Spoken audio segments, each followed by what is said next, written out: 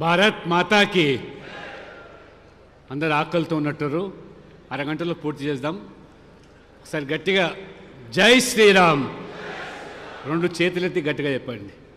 జై శ్రీరామ్. వేదిక మీద ఉన్నటువంటి పెద్దలందరికీ నమస్కరిస్తూ నూతనంగా తెలంగాణ రాష్ట్ర అధ్యక్షుడిగా ఎన్నికైనటువంటి రామచంద్రరావు గారికి హృదయపూర్వకమైనటువంటి శుభాకాంక్షలు. ఇంతకుముందు వక్తలు చెప్పినట్టుగా రామచంద్రరావు గారు వారు ఆర్ఎస్ఎస్లో శిక్షణ పొంది విద్యార్థి పరిషత్ నాయకునిగా విద్యార్థి సంఘ రాజకీయాల్లో ఉస్మాన్ యూనివర్సిటీలో వారు రాణిస్తూ భారతీయ జనతా పార్టీలో 40 సంవత్సరాలుగా వారు పనిచేస్తున్నటువంటి ఒక కార్యకర్త. ఇది ఒక కార్యకర్తకు దక్కినటువంటి గౌరవం. కార్యకర్త అందరూ కూడా గమనించాలి, నమ్ముకున్నటువంటి సిద్ధాంతానికి పార్టీకి పనిచేసినప్పుడు ఇది పదవి కాదు, ఇది ఒక బాధ్యత, గురుతరమైన బాధ్యత. విశ్వేశ్వరరెడ్డి గారు చెప్పినట్టుగా మిగతా రాజకీయ పార్టీలో అధ్యక్షులుగా వారు పదవిని అనుభవించడానికి బాధ్యతలు స్వీకరిస్తారు. ఈరోజు బీజేపీలో మండల స్థాయి అధ్యక్షుడైనా బూత్ అధ్యక్షుడైనా అది బాధ్యతగా పనిచేయాల్సిన అవసరం ఉంటుంది. రామచంద్ర గారు గురించి చెప్పాలంటే చాలా విషయాలు చెప్పారు. ఒక్కటి మాత్రం స్పష్టంగా చెప్పదలుచుకోరు. వారు సీనియర్ మోస్ట్ అడ్వకేట్ లాయర్. వారు హైకోర్టులో సుప్రీంకోర్టులో కూడా అనేక కేసులు వాదించి బీజేపీలో కూడా నేషనల్ లెవెల్లో లీగల్ సెల్కు కో-కన్వీనర్గా పనిచేశారు. అయితే నాకున్నటువంటి అనుభవం వారికి అడ్వకేట్ ద్వారా నేను రెండోసారి ఎమ్మెల్యేగా పోటీ చేసి 200 ఓట్లతో ఓడిపోయినప్పుడు ఎలక్షన్ పిటిషన్ వేయాలని చెప్పి చాలామంది కోరినప్పుడు నేను రామచంద్రరావు గారు మనవారే కదా, హైకోర్టు సుప్రీంకోర్టు అడ్వకేట్ కదా అని చెప్పి వారికి ఎలక్షన్ పిటిషన్ కేసు ఇవ్వడం జరిగింది. చాలామంది ఆశ్చర్యపోయారు అడ్వకేట్స్. అరే రామచంద్రరావు క్రిమినల్ లాయరు, మీరు ఆయనకు ఈ civil petition at least criminal lawyer కానీ క్రిమినల్ కాదండి. కిషన్ రెడ్డి గారు క్రిమినల్ లాయర్.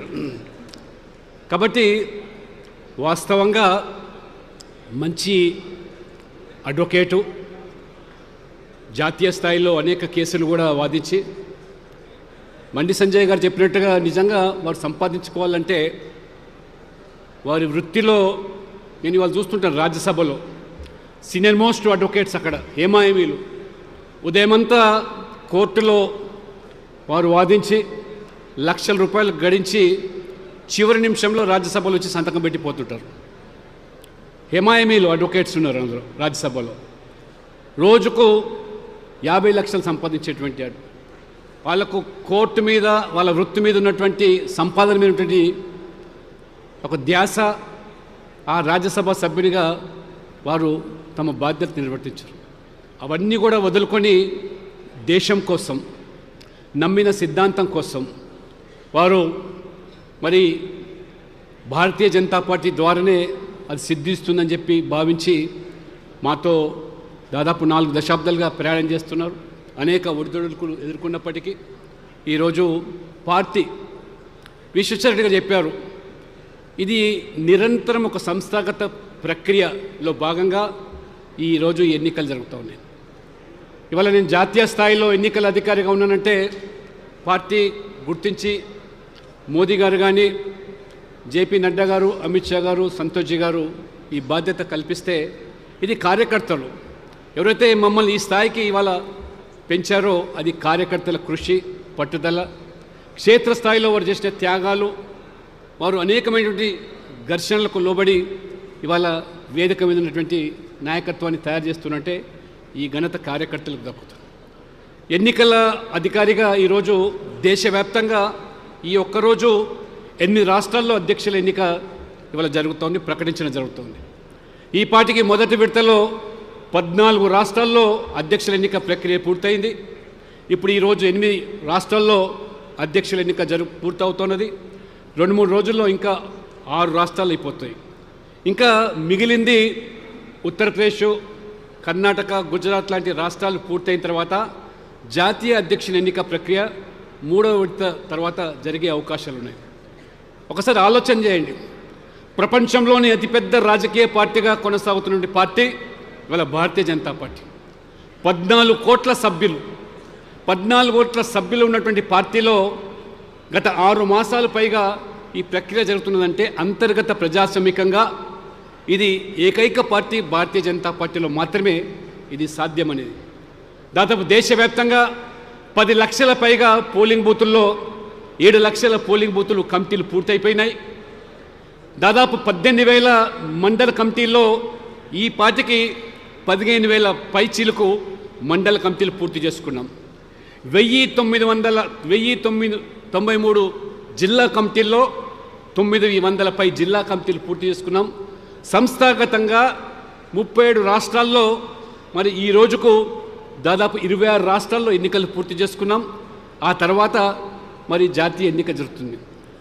నిజంగా వాస్తవంగా కార్యకర్తల మనోభావాలకు అనుగుణంగా కింది స్థాయి నుంచి పోలింగ్ బూత్ స్థాయి నుంచి ఎన్నికల ప్రక్రియ అదొక బీజేపీలో మాత్రమే సాధ్యమని ఇవన్నీ కూడా ప్రజలు గమనిస్తూ ఉన్నారు. వారు చెప్పినట్టుగా మరి మిగతా పార్టీలో ప్రతి 3 సంవత్సరాలకు క్రమం తప్పకుండా ఎన్నికలు జరిగే అవకాశాలు లేవు, సభ్యత్వం చేసేటువంటి అవకాశాలు కూడా లేవు. ఇవాళ బీజేపీలో 14 కోట్ల మంది సభ్యులుగా చేరినారంటే ఎటువంటి వాళ్ళకు తాయిలాలు లేవు, రాయితీలు లేవు, బీమా పథకాలు లేవు. కేవలం సిద్ధాంతము బీజేపీ దేశం కోసం పనిచేస్తుంది అనేటువంటి ఆలోచనతో స్వచ్ఛందంగా 14 కోట్ల మంది సభ్యులైనారు.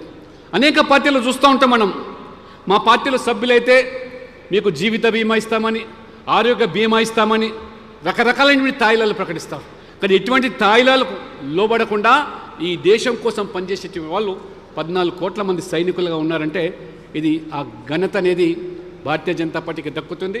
సుశిక్షులైనటువంటి కార్యకర్తలతో కూడుకున్న పార్టీ కాబట్టి ఇవాళ ఈ రాష్ట్రంలో రామచంద్రరావు గారి నాయకత్వంలో ఏ రకంగా రాష్ట్ర రాజకీయాల్లో ప్రజలు మార్పు కోరుకుంటున్నారు.